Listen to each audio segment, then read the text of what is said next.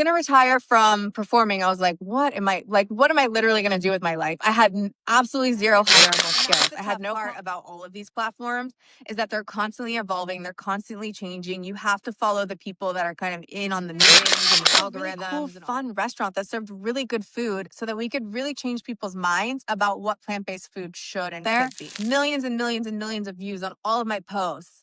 And he said, now I just have to figure out how to turn those views into customer. And I was like, you didn't think of that first? Like, you didn't think how you were going to figure that out On today's first? episode of the Restaurant AI Podcast, I am joined by Kristen Corral, co-founder of Tacotarian and Good Morning Kitchen. Kristen's journey is one of the most unconventional I've come across, from professional dancer and Las Vegas showgirl to building and selling pet care company to launching a plant-based Mexican concept that's now franchising and moving into CPG. In our conversation, we dig into building real community, how to turn social media followers into paying customers, and why authenticity beats polish every time. But before we dive in, a special thanks to our sponsor, ClearCOGS, because the path to profitability is always clearer when you know what's ahead. With that, I give you my conversation with Kristen Corral.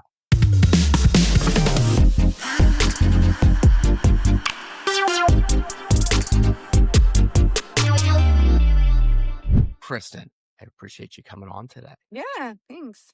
I've been excited to talk with you because you have one of the coolest origin stories into restaurants I've seen. I think it was like a year ago you posted, you as the Las Vegas showgirl going into Vegas, and then somehow or another you became the, owner founder of a vegan taco concept. Walk me through that story. How does that happen? Yeah, I know it is a weird story. I feel like I've lived a lot of lives. So I grew up as a professional dancer. So my mom put me in ballet, jazz, tap when I was 5 years old. And I just moved through like the competition circuit and I did competitions my whole teenage life. And then when I graduated, Which was your favorite? Were you a tap girl, no, I'm ballet? terrible at tap. I'm terrible at ballet. To be honest, I'm like pretty average at all of it, but I managed through like sheer will and determination to be skilled enough to become a professional at it. But my favorite was kind of like more like jazz or lyrical or like modern things like that. I played in the jazz band in high school, and so that was always our excuse to get to go dance with girls, was the swing music. That For sure. still does it for me. Yeah, so when I graduated high school, I first went and worked on cruise ships. I worked for Royal Caribbean. You know how they have those shows in the little theater. Oh yeah. So I did that. So I did that first. Got a taste of like what it's like to live outside of my parents' house. And then I wanted to move to LA. So I moved to LA for a year and I auditioned. I worked at restaurants. I worked at a place called Cafe Tutu Tango, if you've heard of it. It's at Universal City Walk. It might be the one unifying thing about LA. Everyone's going out to LA for something, and I swear they all end up working in a restaurant part-time while they're getting there. Well, you have to, because how else are you going to pay your rent? Not through acting or performing. Exactly. Not the arts. So I did that for a little while. And then I had a friend from cruise ships who was here living in Las Vegas, and she was actually in the Siegfried and Roy show. So she told me, you should come out here and audition for Siegfried and Roy. They're auditioning, like you can stay with me. So I came out and auditioned. There was like it was the heyday of Siegfried and Roy, like the height. It was 2003, and I came out here. There was 300 plus girls that showed up for this audition, and I was like, oh my God, what am I doing? So I was there all day, but I made it to the final three. I didn't book it, but I made it to the final three, and I was like, okay, I'm going to move to Vegas because there's way more opportunity here. There was tons of shows at the time. And so I packed up my apartment in LA and my cat, and I rented an apartment online. And for $400 a month, had no idea where it was, had only been to Vegas a couple times, and I moved out here on my own, knew one person. Having nothing to do with restaurants whatsoever, I still have to ask, did you get a sense like the tiger might attack somebody? Or was there any feel for that somebody might get eaten by a tiger? So that day I did not see any tigers, but after I moved here, I ended up later on working for Dirk Arthur, who was another magician that worked with tigers. Now, knowing what I know now and being like an animal welfare advocate, I do not advocate for animals as being performers at all in any shape or form. But I didn't know any better back then. I was, barely in my 20s, and I worked for Dirk for probably like 5 years. And I saw some very not great behavior I'm out of sure. the Did it cats. get They were not mistreated in a direct way, like they weren't abused, but they were mistreated in a way that they were crammed into boxes all day, like they weren't roaming free. So it was not a great in situation. fairness, I think there's probably a lot of struggling artists in LA that the tiger would look at and say, I wouldn't wish that upon, my worst enemy. Yeah. Yeah, so that was what I did. Yeah, so for 10 years I auditioned and I booked different shows. I worked for different magicians. I got cut in half. I did a bunch of like different kind of showgirl shows, and eventually like the last show that I did that most people will know was I worked in a show called Peep Show at Planet Hollywood, which I worked alongside Holly Madison and Mel B and all those people. That is so cool. And so what made you get into the restaurant world? So when I was going to retire from performing, I was like, what am I literally going to do with my life? I had absolutely zero hireable skills. I had no college degree. I didn't know how to do anything other than dance. And I know that I'm not good at working for other people. Like nobody wants to hire me as an employee. I am a crap employee. So I figured out that the only other thing that I care about is animals. So how do I merge animals is something that I'm passionate about and not working for somebody else? So I was like, well, I'll create this animal business. So I got certified in animal massage, which you guess is actually a real thing. It also seems very dangerous, by the way. Get the wrong muscle on a pit bull and yeah. Yeah, yeah. But I did. I got a certification in that. And I was like, okay, this is great, but how am I going to build a business? Because there's not going to be enough clients to do massage to like, make a living. So I just scaled it out. I asked every single person I knew, like, hey, can I watch your dogs? I have this pet care company. Can I take care of your cat? Are you going to be at shows all day? Are you at rehearsals? I can go watch them. And I just continued to scale it. And then I got into a mastermind for people who owned like $1 million dog walking businesses. And I just started learning everything I could about the business, and I scaled it and I eventually sold it. And so from there, I got into restaurants with my husband and my other two partners because they were in the restaurant business. So we opened our own restaurant. And you go right out of the gate with Tacotarian, right? Yep. In 2018, we did. My husband and my other two partners had a kind of like an R&D trip for the other company that they were working for at the time, and I tagged along because I was the only spouse that didn't work within the company. So on that trip, we kind of just got to chatting about what would it be like if we opened our own place? What would it look like? And my husband's Mexican. My other business partner, Regina's Mexican. So of course they wanted to do Mexican, but I was really passionate about doing this plant-based concept. That's the lifestyle I was living. I felt like there was a gap in the market for that, for really good quality plant-based food, not like hippie junk that nobody wants. So that was February of 2018 when we had that conversation. By April, we had a lease signed. By August, we were open. That is amazing. Did you open well? Was it one of those depressing opens where you're like, oh my gosh, how are we going to get customers in here? Or were you off to the races? No, we were off to the races. We sold out that day. We had a line out the door. We were like, what did we get ourselves into? Well, and it that doesn't surprise me. I mean, the one thing that has always resonated with me about you is how good you seem to be at building community, telling your story, you know, uh, uh, fostering a connection with people.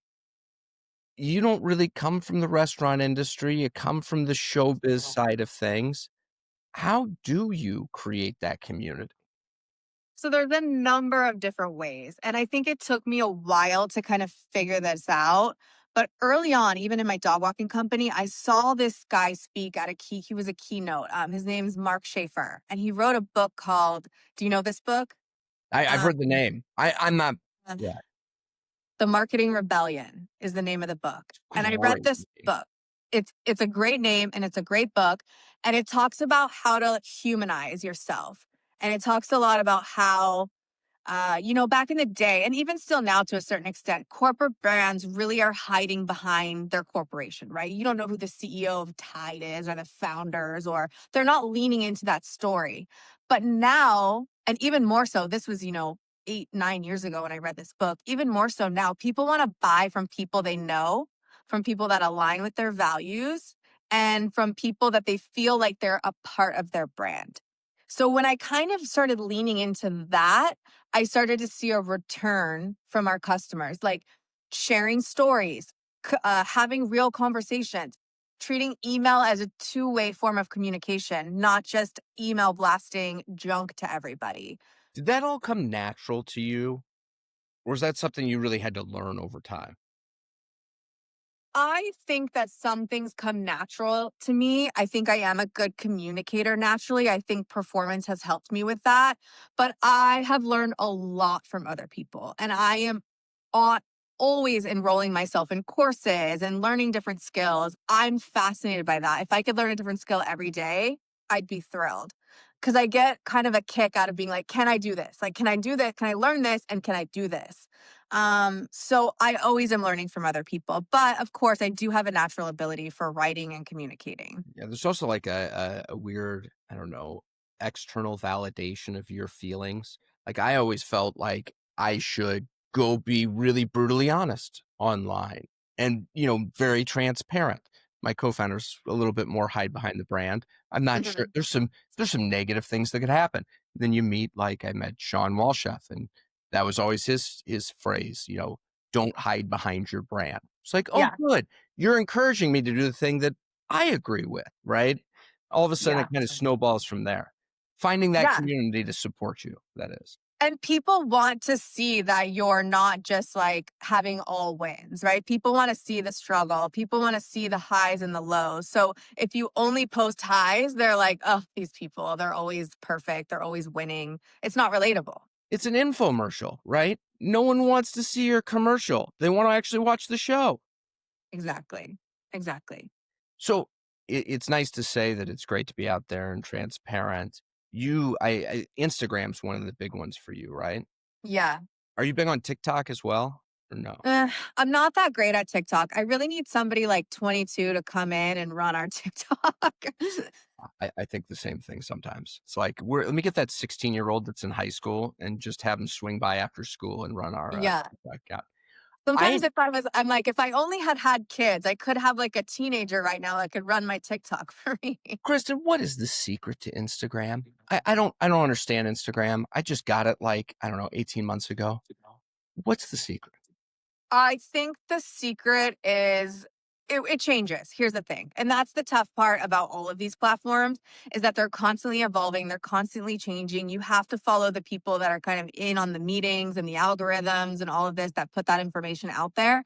Because for a while it was only static photos would perform. And then they moved to the Reels format after TikTok, and then Reels were perform. Now you have trial Reels. So you can like trial things to see, and it'll push to only non-followers. So you can have like a trial Reel strategy. But in the end, it goes back to storytelling. Like, are you telling a story?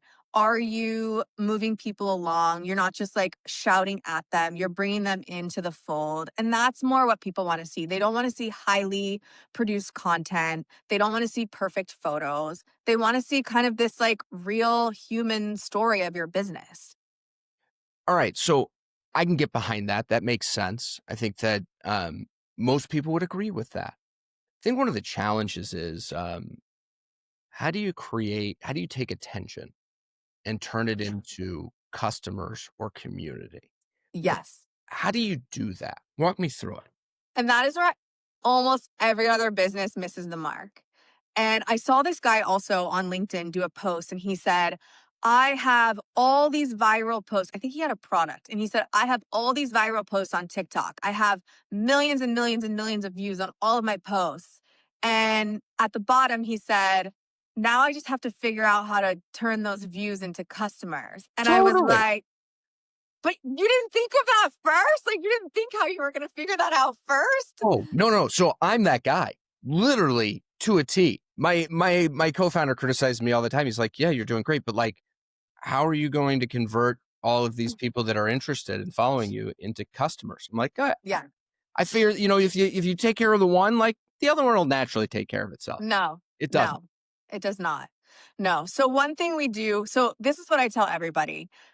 You have to move people to your email list. Like social media is rented, right? So we don't own those people because we don't own that platform. So everyone who follows you on social media, if you're counting on them to purchase from you, they could be gone tomorrow.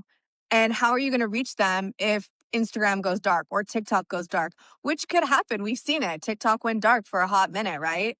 So, what happens if all those people are gone if you didn't move them to your email list? That's what I always tell people. So, the next question is, okay, well, how do I move them to my email list, I right? want to hear the answer to that question, but let's get something straight. If TikTok and Instagram go dark together, there's going to be anarchy. So our connecting with our customers is going to be the least of our issues. It'd be riots in Vegas.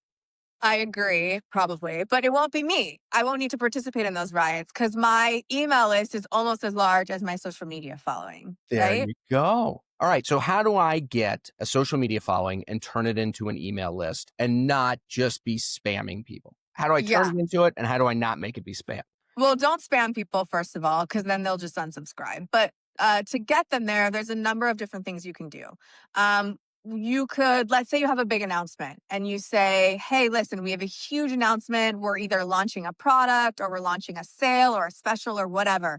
If you want early access to the product, the knowledge, whatever it is, go comment, tool or whatever, and I'll DM you the link to get on the email list because our email subscribers get everything first.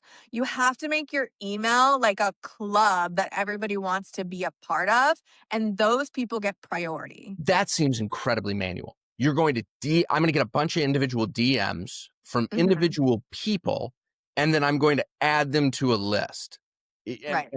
Am I missing something there? Or are you guys doing a lot of copying and pasting? Um, we do not copy and paste anything. You will just use a tool. There's a million tools out there. I personally use ManyChat just because it was the first and I've always just used it. So it's an automation tool. So you can build on the back end. It's very easy. It's like you don't need to code, you don't need to do anything. It's essentially it walks you through the steps and you can automate any keyword or all words to comment on every post. You can select which post basically for in this instance, in this example, I would say comment tool or whatever. And everyone who commented tool would then automatically get a DM. The DM I would write out and have it script what I want to say and say, hey, if you want this, just tap your email and you'll get an email with the coupon code or this or that. And it'll do everything for you. You can connect it to your email and it'll send the follow-up email. Was it hard to find this if you want this? Give me your email and I'll add you to the email list. What is that call to action and how long did it take you to kind of figure out the right one? So that's when it comes to knowing your customer, like really knowing your customer and knowing your avatar and knowing who you're talking to, right? Because if you're just talking to everybody, you're speaking to nobody. So you have to know what your customers want. For us, they love specials. Like we sell a Mexican pizza. We sell LTOs all year long, and all of our LTOs are tied to a charity partner. So that drives a ton of traffic. So they get very excited about our LTOs every year. And so that's something that we could use to drive an email sign up as an example. Okay, so we get the list. Now I've got a CRM with all their emails, and I've got a stable, reliable way of continuing to add to it. What do I Mhm. do with it? So you kind of have to nurture them. And this is something that I've really worked on more recently. I've gotten better about. And I actually just took a class on clavio. Everybody says the different tomato, on clavio of exactly how to segment your audience so that you have like 30-day openers, 60-day openers, 90-day openers. And so you see exactly who's engaging, who's clicking, who's interested. And then you send more emails to the people that are super engaged and less emails to the people that are less engaged. So you're actually speaking to the people who want to hear from you and not speaking to the people who don't want to hear from you or want to hear from you less. And that's how you keep that audience engaged. Now, for us as a restaurant, and I see again a lot of restaurants making the mistakes of just being like, "Hey, special today, come in." It's like, okay, that who cares? Like you have to get people interested. Tell your story. Ask them for feedback. Again, email is a two-way communication. I'll give you an example of something that I did a few months ago that was very unhinged, but it worked out very well for us. I sent out an email to basically our entire list, and I said, "Hey, we're growing, we're franchising. We really want feedback on how we're doing. What are we doing really well? What do you think we could do better? What would you love to see within our brand? This is not automated. I'm a real human being. I'm going to respond to you as a real human being." And I And did you wrote offer, that. This is a real human being. I wrote that. This is a real I human love being. I Yeah. love that. Somehow it's weird, but like that's an actual thing you have to say nowadays. Yes. And I wanted them to understand that it wasn't an automated response that they were going to get back, that I was actually going to evaluate their feedback and then respond accordingly. Yeah. So I sent that out and I got, I think, a 50% open, which is good, but that's our typical. And then I probably got 400 responses from people that I Do you, had to funnel through. were they good responses? They were actually great. I was terrified, but they were actually very constructive. Of course, people had feedback like, hey, what if you did this instead of this? And they don't understand the inner workings of a restaurant. So they're just thinking of what they want. So not every time could I tell them, hey, okay, we'll try that. But in some instances, like one person said, hey, I'd love to have your burrito as a bowl. Can you have it as an option as a bowl? Great, done. I have all the ingredients. That takes me to, I'll make a button for Yeah. it right now. So things like that make people feel like they're part of the brand because they get to make suggestions and then you implement those suggestions. So that right there is building community. Yeah. Well, and that's what I wanted to ask about because you described a CRM where you're segmenting customers into their individual segments with different messaging. This all feels very markety, Mhm. marketing. Um, Somehow that feels like a polar opposite of community, which is not I got a random email that everyone gets, but Kristen reached out to me. I know that the feedback was a good example of you as a person reaching out to foster the community, but how do you bridge the gap between mass marketing and creating community? Yeah. So I think you have to do mass marketing because you can't send personalized emails to everybody. But a way that people are doing this is interesting for people in the franchising world or people that have stores in multiple cities. What I see a lot now is people doing more hyper local kind of targeting with their email list. So for instance, let's say it's really cold in New York, but it's really warm in Las Vegas.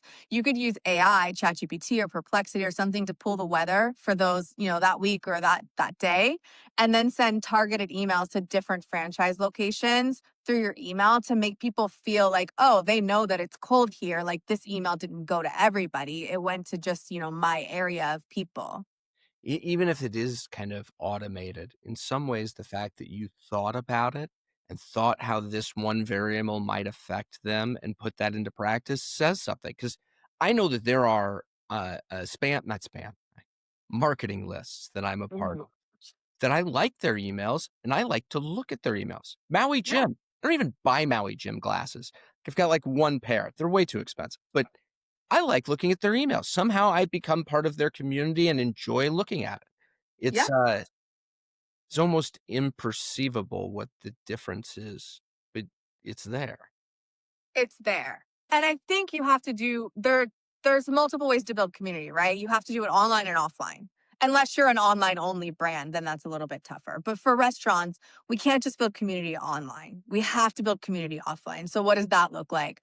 Going to events, partnering with local charities in your area, um, maybe doing donations for homeless, partnering with government. We partner with government a lot. So there are lots of different ways that you can build community in your direct area that are offline. Do you I'm sure that you've looked at what best in class marketing looks like in the restaurant industry. And it's always really difficult for a smaller operation to match what some large franchisor is doing. You seem to have a lot of really good ideas around this. I wonder if, as AI becomes more mainstream and the tools become easier to use, whether you see your ability to kind of go neck and neck with the McDonald's of the world or Chipotle's, right? Because they have a great marketing. You know what I mean? Do you see it leveling the playing field for you at all? 100%. And here's why. Because when you work at Chipotle, and when you work at Chipotle or McDonald's or you're in the marketing department there, how many people do you have to ask permission before you get something done? A ton. And how well do you really know the customer? You don't. So, as a small business, you can actually do this better because you can use ChatGPT and Perplexity and all of these dozens or thousands of tools that there are now to help you build a marketing plan, help you figure out how to execute that marketing plan, use them as assistants to help you build everything, and then you can execute it. You can be more nimble, you can be more flexible, you can move quickly, and you can get things done faster. So, in my opinion, a small restaurant brand can be more successful with a lot of these things than a large corporation because they cannot act quickly and they cannot be as nimble. I mean, it makes total sense. Have you spent much time using those LLMs to do copy for your marketing? I'm wondering whether or not you think it does a good job. I've tested a lot. So I work with ChatGPT and Perplexity every single day. Typically, it's for outlining. Um, it's getting better, but it struggles with copy. But you also have to train it. So if you are using it for copywriting, you have to take samples of your copywriting and input it in to the AI so that it understands what you're asking of it. And then you have to give it feedback. You can't just take it and take it off and edit it. You have to edit it and then say, hey, this is how I fixed it. So it continues to learn from you. So I've seen this in your writing when you post things online. Yeah. You have a voice, you bring up a new topic, and you sound really real, right? It's Yeah. not something everyone else is doing. In some ways, the novelty of I'm going to say something no one else has said is really, really hard for AI because it's like, how many people have said this before that I can use examples of? But actually not. So yes, I do have a voice, but I will tell you, I do use Perplexity and ChatGPT to research topics that are trending that then I can hit on. And then I can use my voice to give my opinion on. Because Interest. sometimes it's hard to think of what to say, right? When you're posting on LinkedIn, you're like, oh, what am I gonna say today? I'm out of things to say. So there's a really good guy on LinkedIn that I follow. His name's Ruben. I can't remember his last name, but maybe I'll DM you his info. You can include it later. But he posts all these different ways that he uses AI. He's like a huge AI expert, and he has a couple prompts to how to find like viral things that are trending, like topics that you can use on LinkedIn. And so it'll do deep research through Reddit and through all these other platforms that you can see what actual small business owners are struggling with in that moment, and then you can kind of touch on those topics. Well, I think I kind of glazed over this, but walk me through the restaurant concept. Walk me through Tacotarian. Walk me through the breakfast concept. Tell us about the brand. Sure. So Tacotarian started in 2018. It's vegan Mexican. We don't say vegan though. That's a naughty word. It's plant-based Mexican I food. think I already screwed that one up. It's fine. So the reasoning for that is because vegan has become kind of a polarizing word. And it just turns people off, and we want people to give us a shot. And that's kind of been the basis for our success is that we created a restaurant concept that's very good Mexican food that just happens to be made with plants. It's like the asterisk on the or the footnote on the concept, right? Like, oh, it's really, really good Mexican food, but oh yeah, it's made from plants. Plant-based isn't that much better. The marketing department behind some of these alternative proteins, that's a bad term. Lab-grown meat, bad term. Yeah, terrible term. Vegan, but we got to get better marketing for what this is. I think that this is my take on where we're going with this. I think that the younger generations, Gen Z and Gen Alpha and all these kids, they're ditching labels, right? We see that they're becoming more fluid in all aspects of their life. We see that with their sexuality. We see that in all aspects of their life. So I feel that we need to just lose the labels, and whatever people eat is what they eat. Most people that I find and most people that come to our restaurants are living a flexitarian lifestyle. Now, that's another label, so I hate to use it, but I want to be descriptive here. I Where never heard that label before, by the way. really, Never heard that label. It's good though. it's good because it's people that say that they want to eat healthier, they want to make healthier choices, or they're living a predominantly plant based life, but let's say they incorporate meat or dairy or animal products, a few days a week. And we at our restaurant at Tacotarian from the get go, we never wanted to come across preachy. We never wanted to come across hippie. We just didn't, we just wanted to have a really cool, fun restaurant that served really good food so that we could really change people's minds about what plant based food should and could be. I mean, it makes total sense. I'm actually surprised in some ways, though, that when you opened out of the gates, that that many people showed up because it does seem like a niche product in a lot of ways. And that's why most vegan restaurants fail is because they're only considering the 3%. They're only marketing to the 3% of people who identify as vegan or vegetarian, and that will be your downfall. If you're not inviting people in and interesting people outside your space, there you can't run a restaurant on 3%. It's not possible. How do you make excuse me on this, how do you make the food great, right? How do you make that part of the experience great? Because it does feel like a lot of times there are major sacrifices on the taste. Every now and then I'll go to like, oh, what is it? I forget the name of the restaurant, but they do all plant-based, and their food is incredible, and every time I go, I think, "Why can't more plant-based, like, menu items taste this good?" Wait, now I want to know where you went. What Um, city are you in? alright, it's True Foods Kitchen, and they're not Oh, all yeah. plant-based, but they No, have they're not all yeah, plant-based. but they have some, plant-based bowls. I forget which one I had, They but do. They have quite a few. yeah, they Um, do a great job.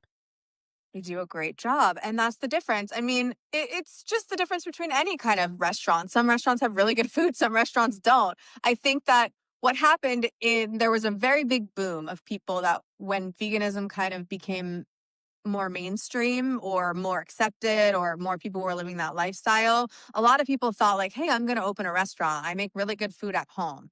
And that doesn't mean you should open a restaurant, right? So there's a couple things. A lot of the plant-based concepts are burgers. And the burgers, while I find them to be really good, most meat eaters are not impressed by a burger. Number one, it's just a store bought thing that people are just slapping toppings onto. So there's not a lot of creativity. Number two, I don't feel that you can eat burgers and fries every day of the week.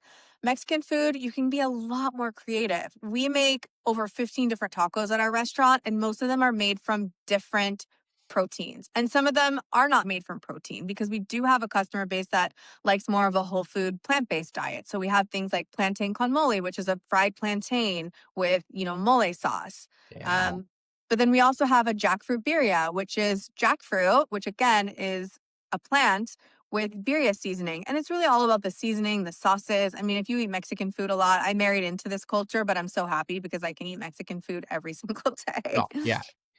So first off, love it. I think one of the best tacos I ever had was a fried Brussels sprout taco. I mean, Ooh, that sounds it good. was really good. They had like a little lemon on the dressing. It was fantastic.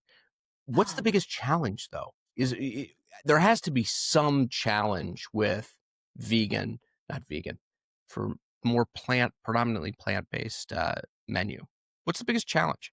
I think there's a lot of challenges. I think getting people to try it. First off, for instance, we have a new location that's at Miracle Mile, which is the mall right behind Planet Hollywood. So it's right on the Las Vegas Strip. So we're getting a lot of people that are just wandering by. We're in one of those new food halls, so we're near, a Dave's Hot Chicken and some very large national brands. So we're getting people that have never heard of us, and they're not directly seeking us out. So it's having conversations with those people like, hey, just try it. Like if you don't like it, we'll refund you. Just give it a whirl, and getting people to kind of get excited about it. We have people that come in and will order 20 tacos because they're drunk and then they eat them and have no idea that it was vegan or vegetarian. They're like, these are the greatest tacos I've ever had. Yeah, yeah. Well, you you've got a challenging target market in some ways because everyone has preconceived notions of what vegan is and plant-based is. And you talk a lot about knowing your customer. I'm wondering who is your customer demographically? Yeah. Our customer is probably a late 30-year-old female who has a family and is looking for a healthier choices, not predominantly plant-based, but living a more plant-based lifestyle. If you had to narrow it down to one person. But I will say that demographically, we have such a diverse customer base. And even varying from like location to location, it's so diverse. It's really interesting. Well, and I really wanted to get to the changing views on it. As you're starting to see more Gen Zs, I'm raising a couple Gen Alphas. What Yeah, are you it's kind of great. seeing in the ether for the younger generations and how they're looking at healthier plant-based options? I think that they're more interested in where their food comes from, which is great because I think we should all be interested in where our food comes from, even from, a chemical standpoint, processed foods, things like that, not just talking about animal products. But I think that they're more interested in the where it comes from and the how it's made, which is great. And I think they're more interested, again, in not identifying themselves or putting themselves in a box. I don't see these younger kids being so hyper focused on the labels of it all. Well, you guys have just started getting into the consumer package, the CPG world, right? Yeah.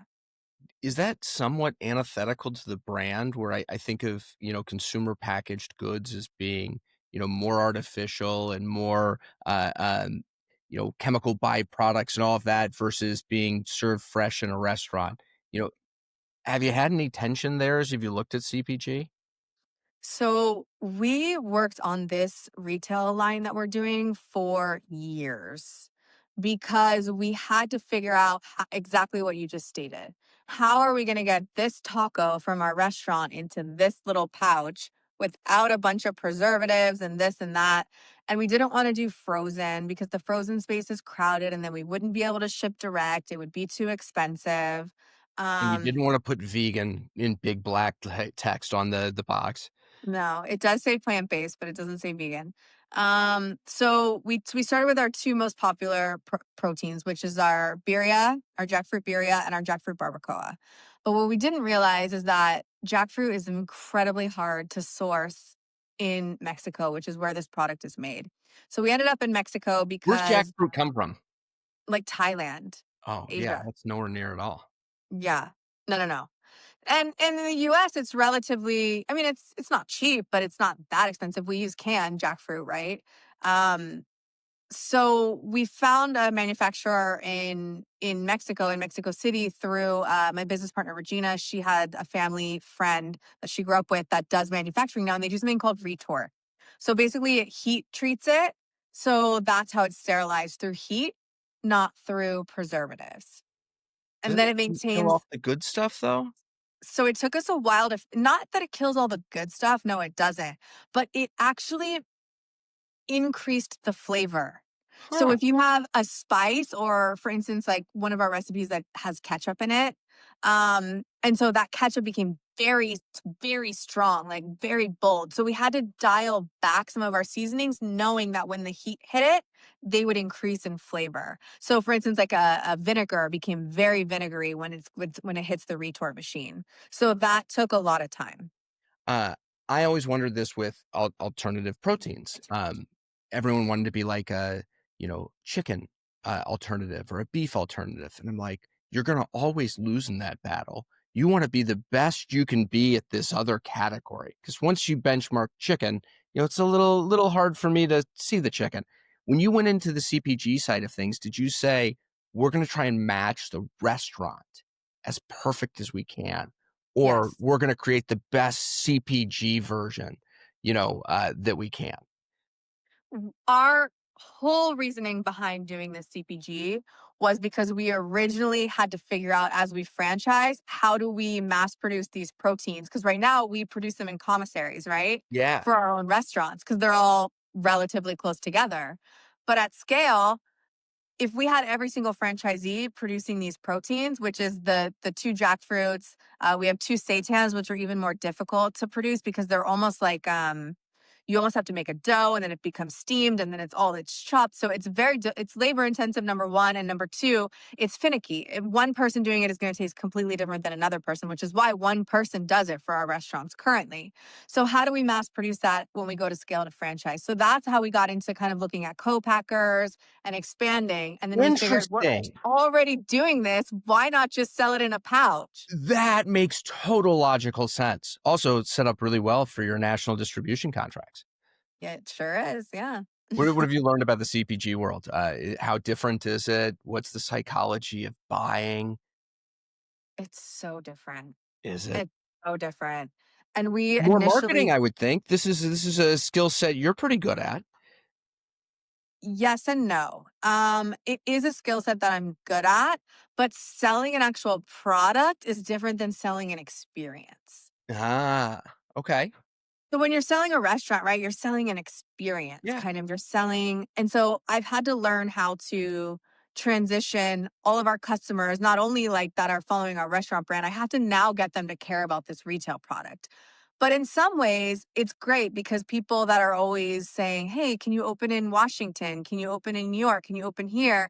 I can now say, "Well, we will eventually, but for now, just order these online because it's the same restaurant tacos that you get. All you have to do is dump it in the pan and stick it on a tortilla and you're good." Talk about making site selection easier in the future. Turns out Yes. we sell a ton of these in this suburb of Seattle. I think it'd be a good place to open a restaurant. Yeah. No, for sure. But the skill set is completely different when it comes to selling a actual product. So I got into this, I was referred to this course called Merchant Mastery, which basically they teach you exactly how to do all of this. And that's what I've been doing the last 3 months. Well, And it's walk me been through like, it. Summarize your last 3 months of learnings. well, step one is you identify your avatar, your customer, right? Your customer profile. Same customer profile as at the restaurant or different? I think it's the same. It's the Okay. same.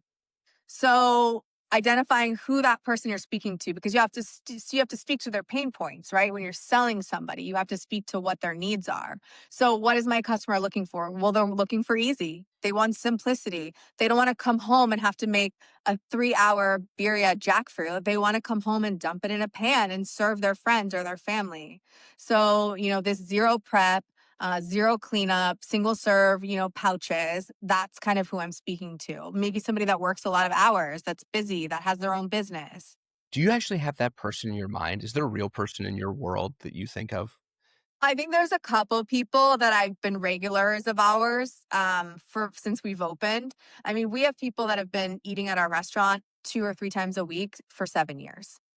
And so those people are who I kind of think of when I create these customer profiles. Yeah, that makes total sense. Um, so, all right, that's step one. We've got our customer profile that we're reaching out to. So you got your customer, you've got your avatar, right? You're speaking to them and to their points.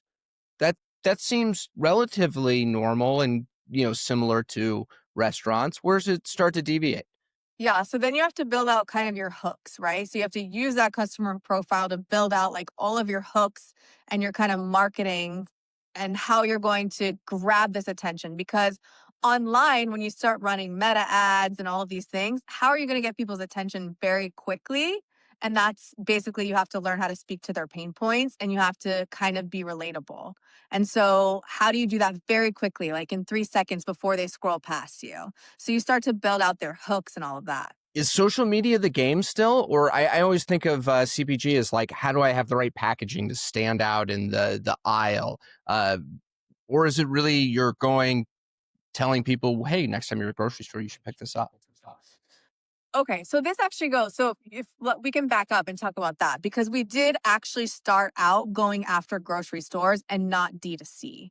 And we had a broker, and I thought that this was going to be great. And she was going to get us into all these grocery stores. And that broker game is very different. And we did not understand the margins and how thin they were in grocery stores. We were in 37 grocery stores. We lost money. Truly, like we lost money selling products in grocery stores because you start with a price and then everybody takes their little cut. And by the end, you're left with negative. Yeah, that makes sense. So now we've pivoted and I'm focusing on D2C and we're launching at Amazon tomorrow. I think Has it worked for tomorrow you? or the next. Yeah, I had the greatest Black Friday. We sold more on Black Friday weekend than we sold in the last 3 months because I dialed in all my skills on this course. That's amazing, and that makes total sense if you're doing direct to consumer, that all of the social media and all of that, would play. It seems to be more representative of the future. I have more personal we use the farmer's dog for our dog food, right? Hmm. Like, there's a Yeah. bunch of things that show up just every day now. Yeah. Because again, that goes back to Would somebody rather buy from Farmer's Dog, who's, I wouldn't say a small business now, they're a pretty large company, but they still have that human touch, that feeling of community. I don't know if you saw their Super Bowl ad, but it was like, like you're crying because the dog's getting old and like it's going to die. And that's relatable to people. Everybody loves animals, and that's something that's so relatable for them.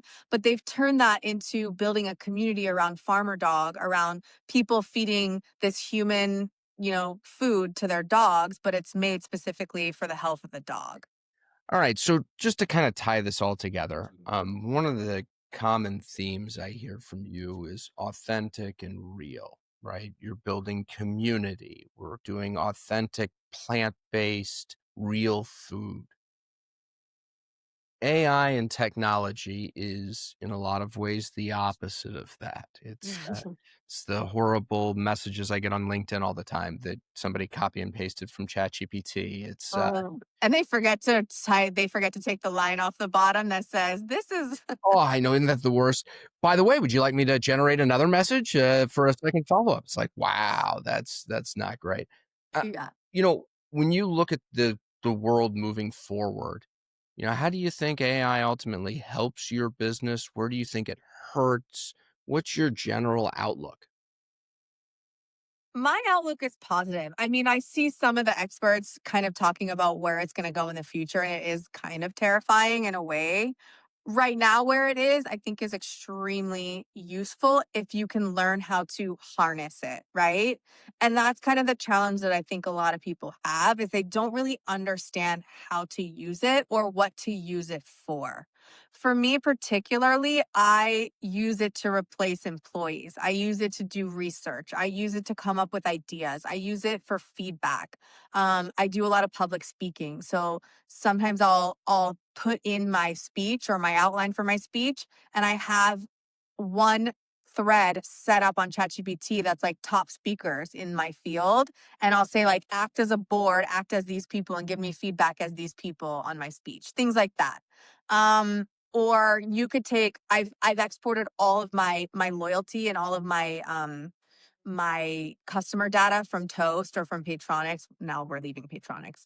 But I've exported that and I've imported it into ChatGPT and said, like, go through this and tell me, like, highlights or where I need to work on or how I can get from A to B. It's extremely useful for hashing out data that would take you manually forever to do. So I think that is where restaurants and especially small founders and small business owners can really get ahead.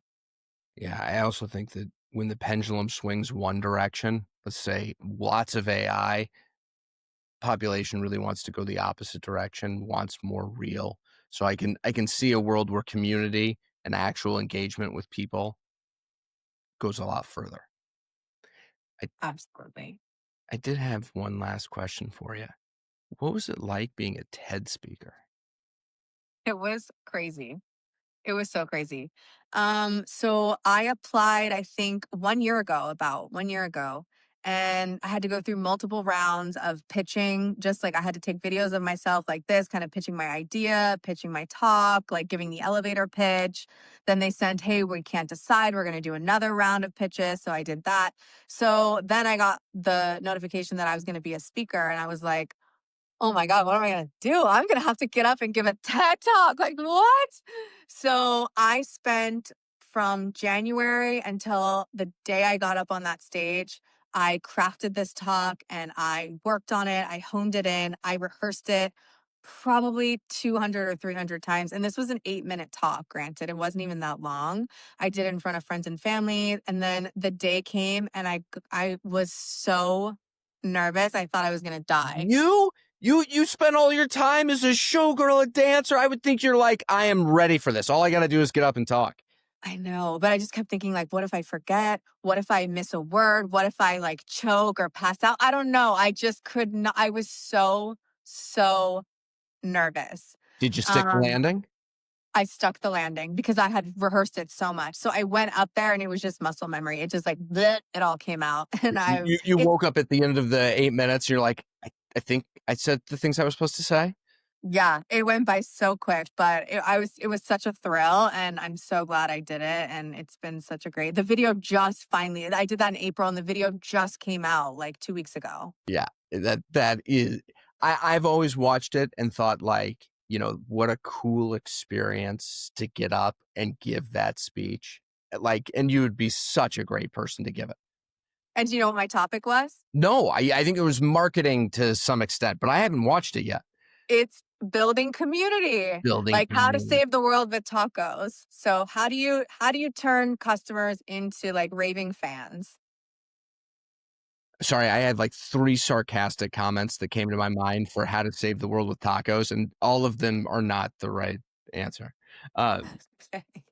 well, look, if anybody's looking to find you, find out more about the brand, order online, how do they get in touch with you? How do more people join your community? Yes. So if you're looking for anything Tacotarian related, you can go to eattacotarian.com or you can go to our socials, which is at Eat Tacotarian.